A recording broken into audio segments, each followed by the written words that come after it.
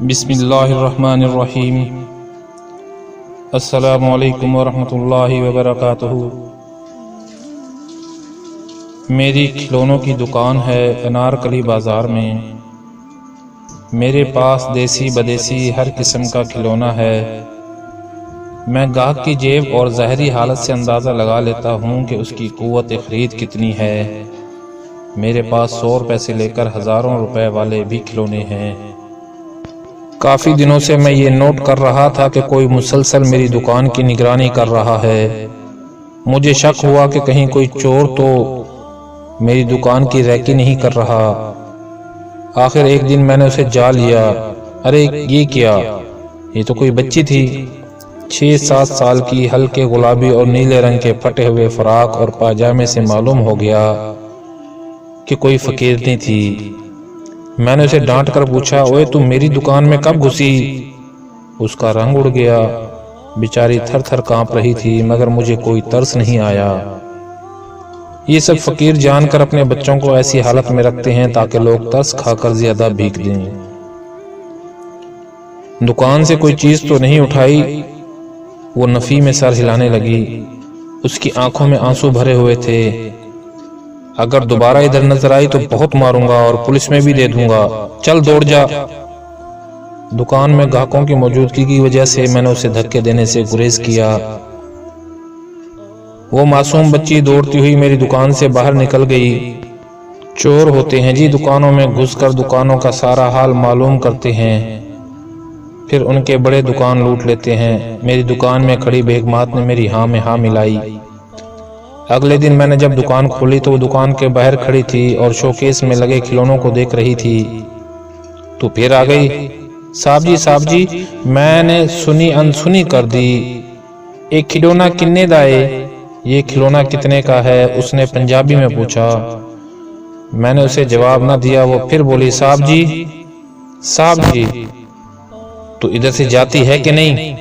میں نے اسے بازو سے پکڑ کے پیچھے دھکیلا۔ گندے ہاتھ نہ لگانا شیشے کو۔ وہ زور کا جھٹکا لگنے سے گر گئی، کمزور سی تو تھی۔ او والا کھلونا کنے دائے؟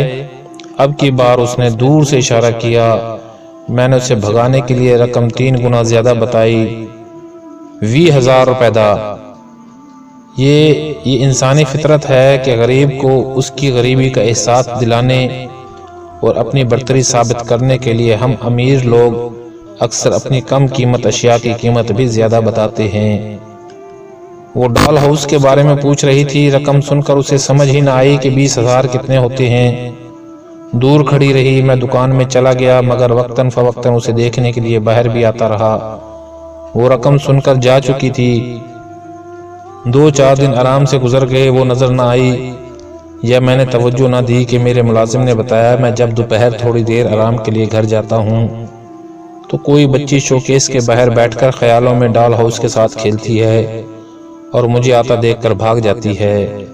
اچھا، اگلے دن میں گھر جانے کے بجائے سامنے والی دکان میں جا کر بیٹھ گیا۔ وہ مقرر وقت پر آئی اور شوکیس کے باہر بیٹھ کر اس نے پہلے ادھر ادھر دیکھا، پھر اشاروں سے کبھی ڈال ہاؤس میں موجود چیز کی جگہ بدلتی، گڑیا کو اوپر نیچے رکھتی۔ اسی طرح کھیلتے کھیلتے اسے میرے آنے کا احساس ہوا اور وہ بھاگ گئی۔ وقت گزرتا گیا، وہ اب بھی آتی اور کھیل کر چلی جاتی۔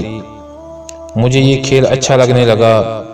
کبھی چاہتا اسے کھلونا دے دوں، مگر پھر میں اس کھیل سے محروم ہو جاتا، یا پھر مجھ میں اتنی اخلاقی جرت نہیں تھی کہ میں اتنا مہنگا کھلونا ایک فقیرنی کو دے دیتا۔ میں نے اس کا کھلونا نہیں بیچا۔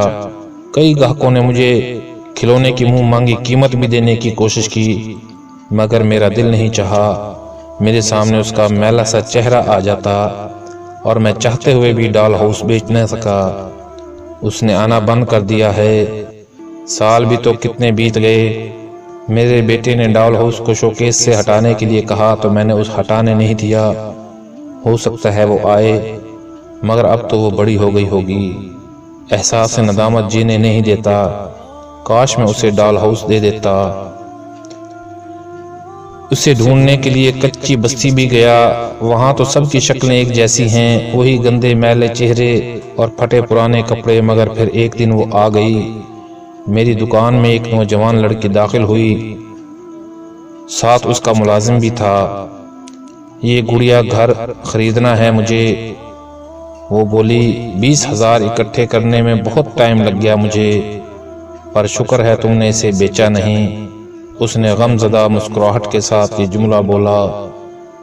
ڈال ہاؤس بک چکا تھا اور قیمت تھی میرا تا حیات احساس ندامت۔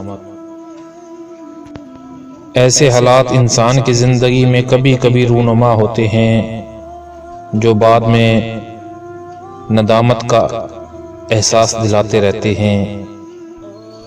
سٹوری اچھی لگی ہو تو دوستو چینل کو سبسکرائب بھی کریں اور آگے اپنے دوستوں کو شیئر بھی کریں۔ والسلام ورحمۃ اللہ وبرکاتہ۔